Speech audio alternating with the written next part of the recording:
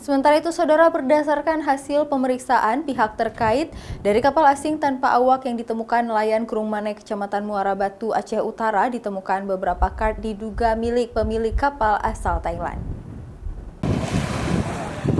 Kapal asing yang ditemukan tanpa awak oleh nelayan Krungmane, Kecamatan Muara Batu, Aceh Utara, terombang-ambing di tengah laut, kini masih ditambatkan di dermaga PPI Krungmane dalam pengawasan pihak Badan Pengaman Laut, yaitu Lanal Imigrasi dan Polsek setempat.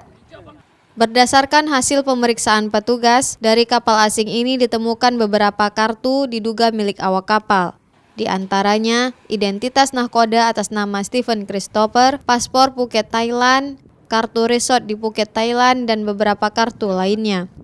Dari hasil temuan sejumlah kartu identitas di dalam dompet yang diduga milik awak kapal ini bahwa menunjukkan kapal asing yang ditemukan tanpa awak oleh nelayan Krungmane Aceh Jumat lalu itu diperkirakan berasal dari Thailand. Semua barang bukti itu ada sama Sabanda dan Lanal itu kan. Jadi sekarang kita tunggu perkembangan informasinya dari otoritas yang terkait